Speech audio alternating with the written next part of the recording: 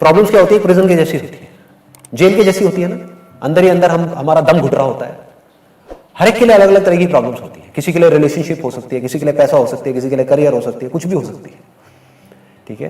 तो आपको पहले समझ आए कि मैं इस जेल में हूं। If you are okay with it, अगर आप कहते हो हाँ ठीक है, मतलब अगर ये है भी जेल तो क्या फर्क पड़ता है, पूरी दुनिया ही जेल में है, how does it make a difference, समझ गए?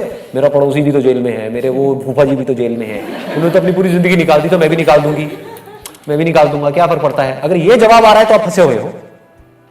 बट अगर अंदर से ये आ रहा है no I am not okay with it, जैसे मेरी फैमिली में फाइनेंशियल प्रॉब्लम जब थी, मेजर इश्यूज थे, तो मैंने कहा no I am not okay with it, I need to do something, I not accept it. अगर ये क्लियर हो गया कि मुझे इस प्रॉब्लम का सॉल्यूशन निकालना है, तो वो सॉल्यूशन खुद चल करके आपके पास आता है। ये हमको समझ नहीं आता है।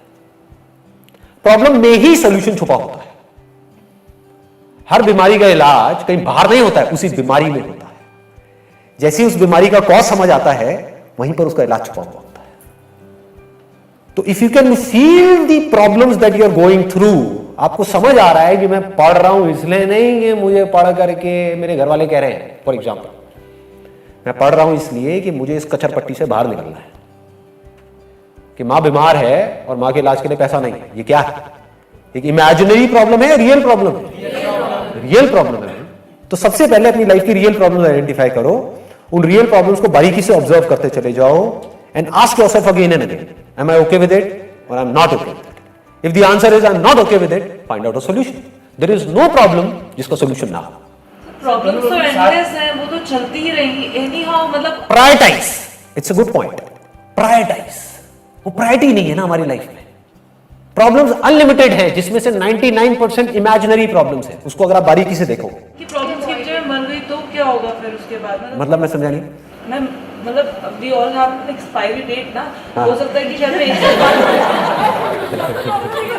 ये क्या है? अब देखो, बड़ा बड़ा अच्छा इन्होंने क्वेश्चन पूछा है, is it a real problem or an imaginary problem? Imaginary problem हो सकता है आप ना मरो 100 साल तक भी। ये दुआ नहीं है, वैसे बद्दुआ है, समझ रहे हो? पहले के जमाने में बोलते थे 100 साल तक जिंदा, आज तो बद्दुआ है। इतने पॉल्यूशन में 100 साल तक आदमी का क्या हाल होगा? अगर मैं स्पिरिचुअलिटी की बात पर कब चलूंगी, मतलब मुझे नहीं पता फैक्ट ऑफ लाइफ कि हां एक टाइम तो जो आपकी रियल प्रॉब्लम्स है, अगर रुक करके आप तसल्ली से उसको देखोगे ना, फॉर एग्जांपल रिलेशनशिप्स की आपकी प्रॉब्लम्स है, रियल प्रॉब्लम्स है, अगर अपनी पूरी एनर्जी लगा दी, पूरा फोकस लगा दिया उसको सॉल्व करने में, कुछ दिनों के अंदर अंदर वो सॉल्व हो जाएगी। एक है कि कोई हम किसी ऑफिस में काम कर रहे हैं और हमारा जो बॉस है वो एक लिमिट में हमारा टॉर्चर कर रहा है, या वहां पर जो पॉलिटिक्स है वो लिमिट में है, तो वहां पर तो आप ठीक है एक पर्सपेक्टिव को अपने चेंज कर लोगे, अलग नजर से दुनिया को देख लोगे, वहां पर जो फ्रस्ट्रेशन है उसको घर पे जाकर के थोड़ी देर मेडिटेशन करोगे, थोड़ा सा रिलैक्स हो जाओगे। लेकिन अगर वो प्रॉब्लम बड़ी है तो वो रियल प्रॉब्लम है, यानी कि जो ऊपर बंदे बैठे हैं वो करप्ट हैं। समझ पा रहे हो कि जो बॉस है उसका नेचर ही ऐसा है कि वो आपको चैन से जीने ही नहीं देगा। वहां पे कोई स्पिरिचुअलिटी काम नहीं आएगी। वहां पे क्या काम आएगा? एक्शन।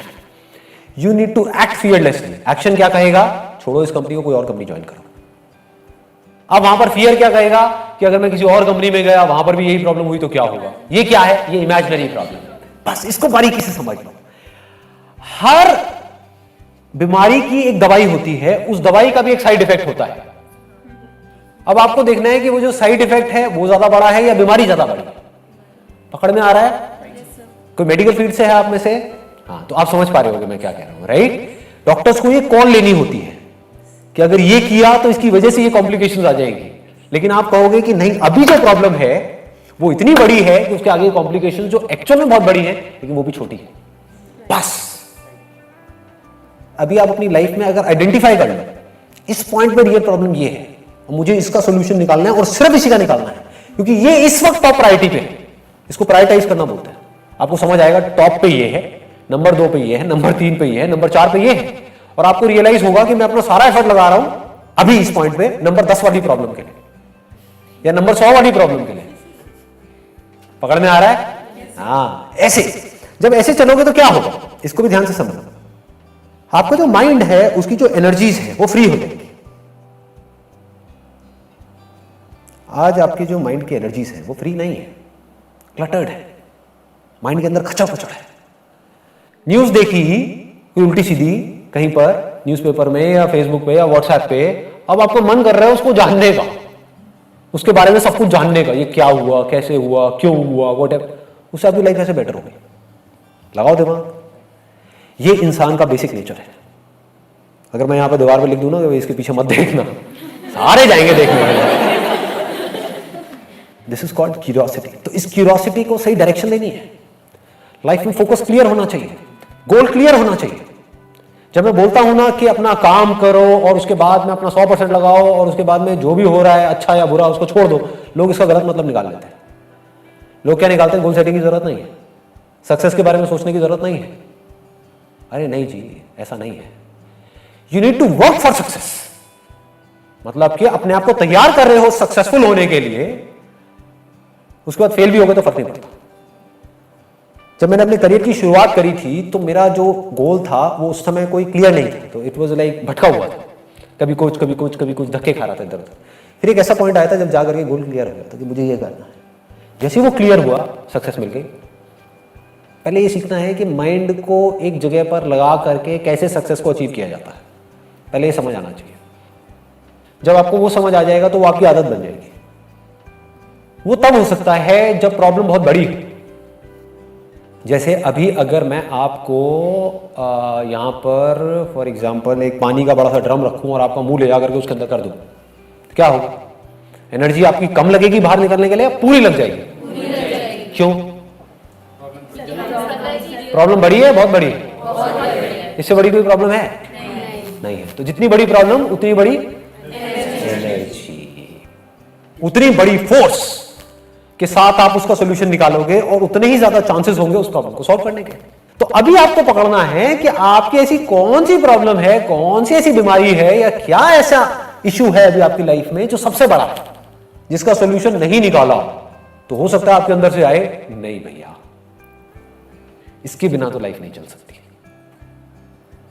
तो अगर प्रायोरिटी सेट है लाइफ में तो फोर्स पूरी आएगी, फिर डर नहीं होगा, फिर ये नहीं होगा कि मैं ये कर पाऊंगा या नहीं कर पाऊंगा, फिर तो कर ही जाऊंगा।